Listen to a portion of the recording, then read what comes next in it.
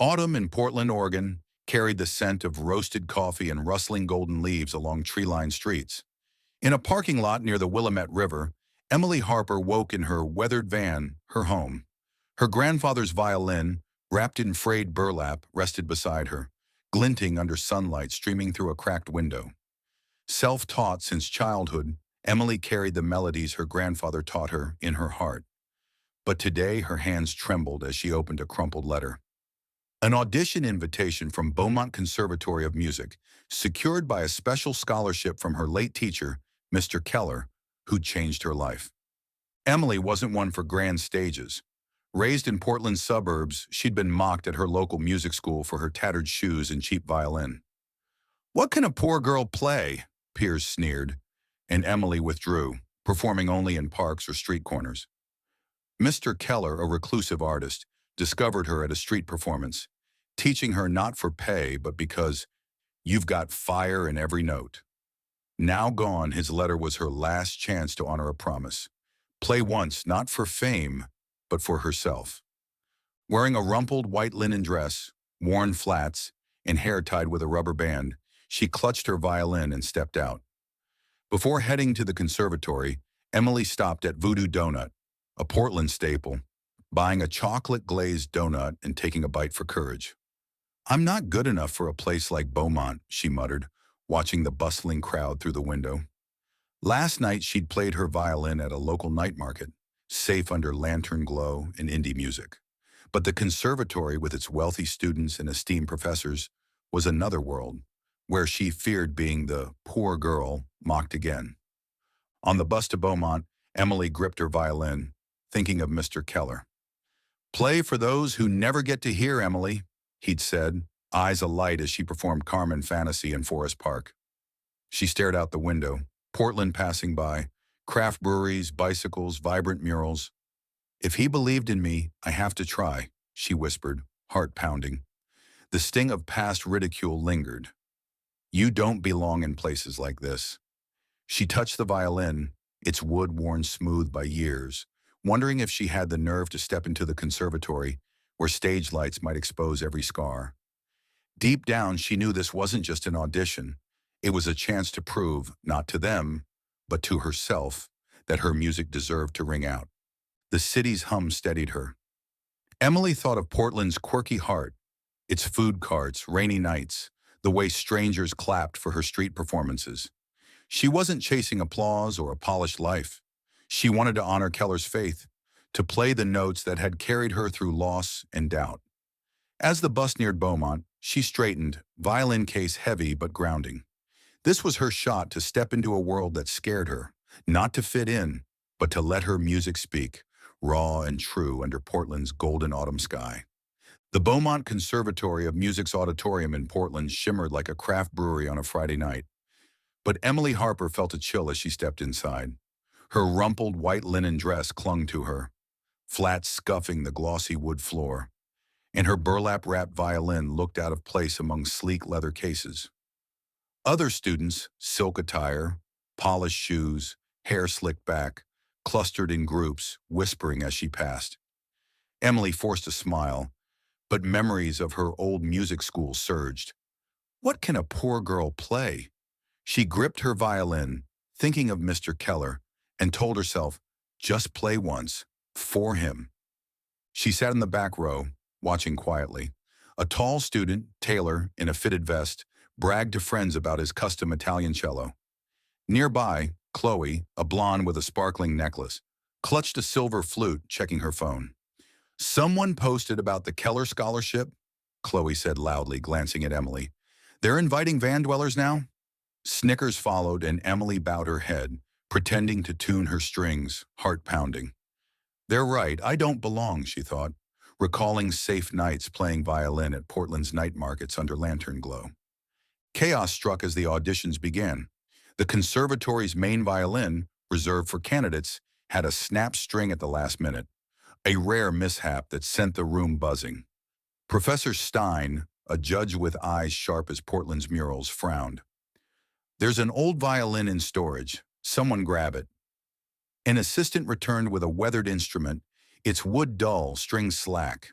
Taylor laughed. That thing's older than Voodoo Donut, Chloe whispered to her friend, loud enough for Emily. Give it to Van Girl, it's perfect. Stein looked at Emily, the only one without a backup, and said, Miss Harper, use this for your audition. Emily took the violin, hands trembling. She wanted to protest. The instrument was barely playable, but Chloe's smirk and Taylor's mocking grin silenced her. If I refuse, they'll call me weak, she thought, remembering peers jeering her lack of a fancy violin. Her fingers grazed the strings, seeking hope in the worn wood. Another student posted to Instagram, hashtag #Vangirl audition. Emily ignored it, but her chest tightened. She thought of Mr. Keller, of playing in Forest Park. His words, play for the wind, Emily, not for them. When Stein called her to the stage, Emily rose, the broken violin heavy in her hands. She walked forward, every eye on her, some whispering, some with phones poised to record.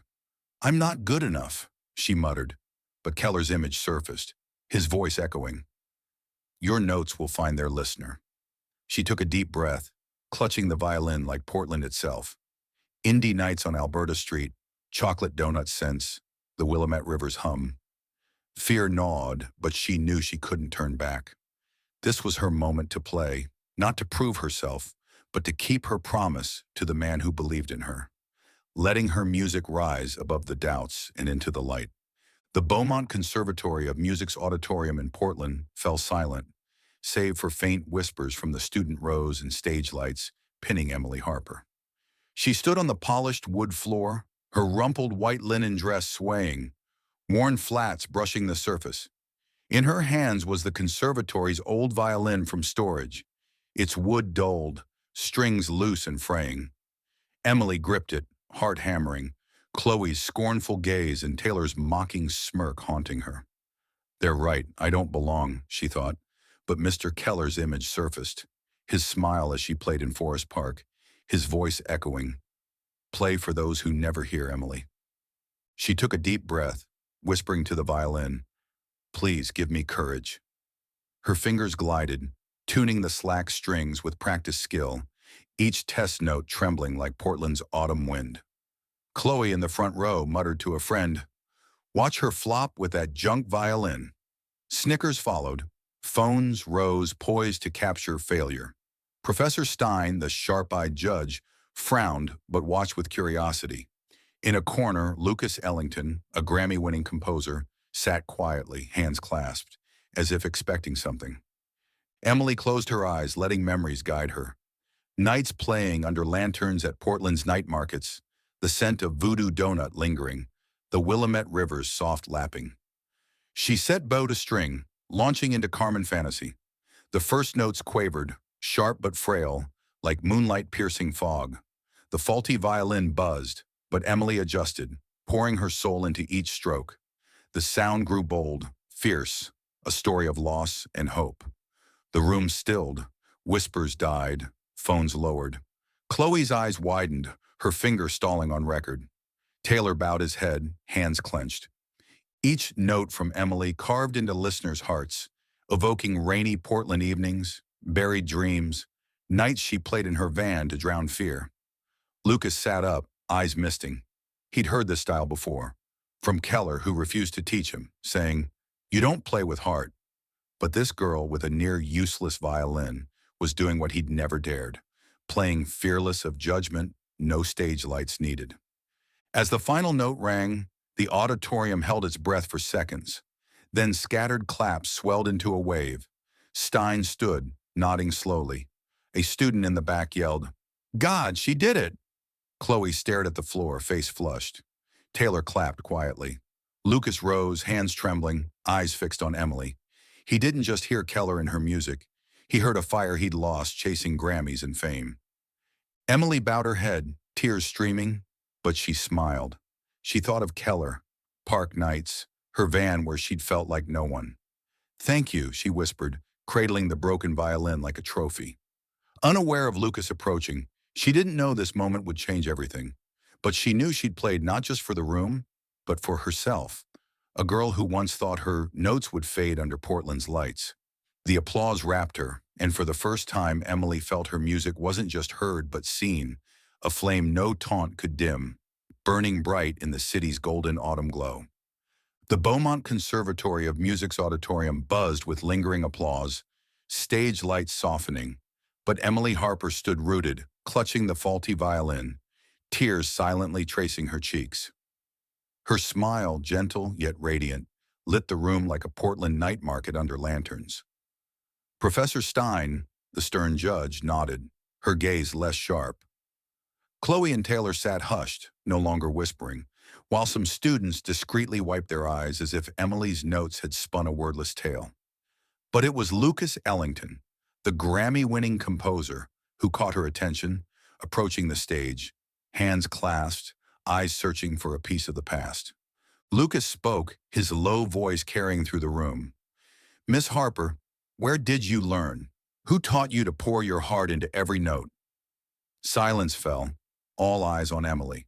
She bowed her head, fingers brushing the worn violin, then looked up, voice soft but clear. "I was Mr. Keller's last student." A gasp rippled from the faculty row. Lucas blinked, as if yanked back to a distant memory. "Keller?" he repeated, voice thick. "Victor Keller?" Emily nodded, her sad smile glowing. "He found me in Forest Park, playing violin for donut money from Voodoo. He said I had fire, but I didn't believe him. I was just a kid mocked for a cheap violin." She paused, eyeing the broken instrument. "He had cancer, but taught me for free. Before he died, he said, 'If you love music, play one last time, not for fame, but for those who never get this stage.' I came to keep that promise." The room stilled, only Portland's autumn breeze sighing through a window. Lucas stepped onto the stage, eyes misty. "I begged Keller to teach me," he said, voice trembling. "He refused, said I didn't play with heart. I gave up, chased Grammys, contracts, until today." He looked at Emily, seeing Keller through her. "You don't just play like him. You did what he wanted, brought music's soul to others." Stein cleared her throat, masking emotion. "Miss Harper, you've surprised us." A student in the back whispered, "She's really Keller's student?" Chloe stared at her flute, face flushed. Taylor nodded quietly to a friend, as if learning something new. Emily smiled, picturing nights by the Willamette River, craft beer scents from nearby pubs. Keller's voice. "Play for the wind, Emily." She hadn't come to win. She came for him, for herself, for dreams forgotten in bands like hers. Lucas touched her shoulder, whispering, "Thank you for reminding me." Emily nodded, unaware this moment didn't just fulfill Keller's promise, but opened a new door, one leading to music and a heart waiting to harmonize. The applause faded, but her notes lingered, a testament to a girl who'd once thought her music would vanish under Portland's lights. She stood violin in hand, no longer the outcast, but a flame that had burned through doubt, lighting a path for her and others in the city's golden autumn glow. The Beaumont Conservatory of Music's auditorium lights dimmed, like moonlight filtering through Portland's pines on an autumn night. Emily Harper stood on stage, clutching the broken violin, her smile soft yet resolute after sharing Mr. Keller's story. The room, still hushed from her Carmen fantasy, seemed to hold her notes in the air. Professor Stein approached, her usual edge softened. "Miss Harper, your performance was extraordinary. We'd like you to be the soloist for our upcoming international showcase." Fresh applause erupted, some students nodding in awe, but Emily only bowed her head, fingers tracing the violin's worn wood. She took a deep breath, meeting Stein's gaze, voice quiet but firm. "Thank you, but I didn't come for the spotlight.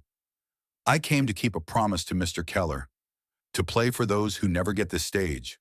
She paused, her eyes sweeping the room, lingering on Chloe and Taylor, now silent. "He taught me music isn't for showing off, so I'll pass on the solo role."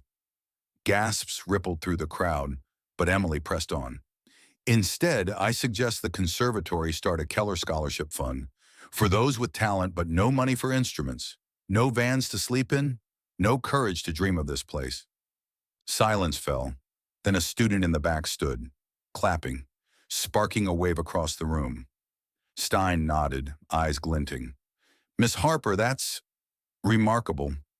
Lucas Ellington by the stage smiled, his gaze alight.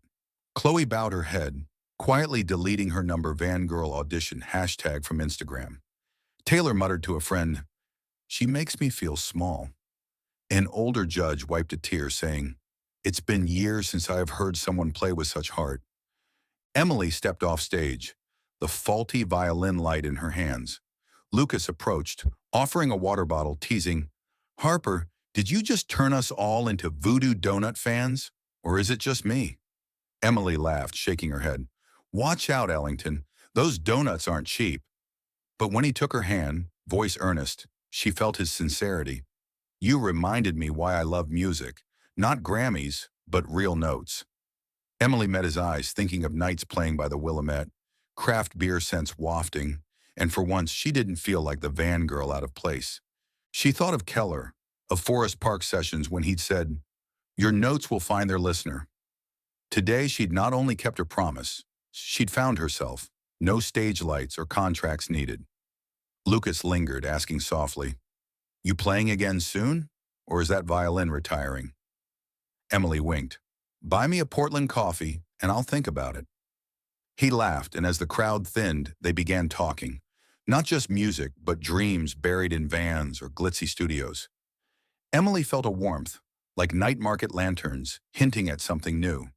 The conservatory's hum faded, but Emily's music lingered, a testament to a girl who'd thought her notes would vanish. She'd faced jeers, a broken violin, a room of doubters, and still played true. Portland's autumn breeze whispered outside, carrying scents of coffee and leaves, and Emily knew her fire, Keller's fire, had burned bright, not just for her, but for anyone who'd ever felt their music wasn't enough. Autumn in Portland draped a gentle fog, fairy lights along Alberta Street twinkling like suspended notes. A week after her Beaumont Conservatory audition, Emily Harper sat in a corner of the lamp, a cozy bar, her violin resting nearby, hands cradling a steaming black coffee. She'd just played an indie tune with friends' band, laughter and the scent of hot pretzels mingling around the craft beer taps. Emily smiled, thinking of Mr. Keller, of the broken violin now safe in her van. She hadn't expected the audition to change her, not through fame, but by helping her find herself, whether under stage lights or on Portland streets. The bar's door swung open and Lucas Ellington stepped in. Denim jacket casual, less Grammy millionaire, more night market friend. He held a sheaf of sheet music, looking slightly awkward. "Miss Harper, I'm hoping Portland coffee's still in your contract," he said, sliding into the seat across. Emily laughed, nudging the pretzel plate toward him. "Only if you pay in voodoo donuts, Ellington." Lucas grinned, setting the papers down, voice earnest. "This is a piece I wrote 10 years ago. Never dared play. After hearing you, I thought, maybe it's time." Emily skimmed the score, handwritten notes trembling like the Willamette River under moonlight. "It's beautiful," she said, "but you'll need someone to back you up." Lucas met her eyes, his sparking. "I was hoping you." They left the bar, strolling to a nearby park where tall pines stood silent. Under the moon, Emily raised her violin. Lucas lifted his and they played. A slow duet, like autumn wind weaving tales of hidden dreams. Their music blended, imperfect but raw, echoing nights she'd played in Forest Park. As the piece ended, Lucas broke the quiet. "I want to start a free music class in Portland for kids without instruments, like you once were. You in?" Emily smiled, recalling mornings with Keller, coffee, and golden leaves. "Only if you swear not to burn pretzels in class," she teased. He took her hand, gentle. "Deal, Emily. More than that, I want to write music with you. Not for awards, but for us." She looked at him, no longer seeing the famous composer, just Lucas, who saw her notes when the world scoffed. They stood under moonlight, Portland humming, bicycles whirring, laughter from bars, craft beer scents drifting. Emily thought of her van, Keller, moments she'd feared she was nobody. Love, she realized, didn't need grand stages or glossy deals. It was a clumsy duet, a shared coffee, a dream scrawled together on Alberta's streets. She squeezed Lucas's hand, whispering, "All right, but I picked the first song." He laughed, and under Portland's moon, they began, Not just music, but a new story, woven from notes and courage, ready to unfold in the city's golden glow.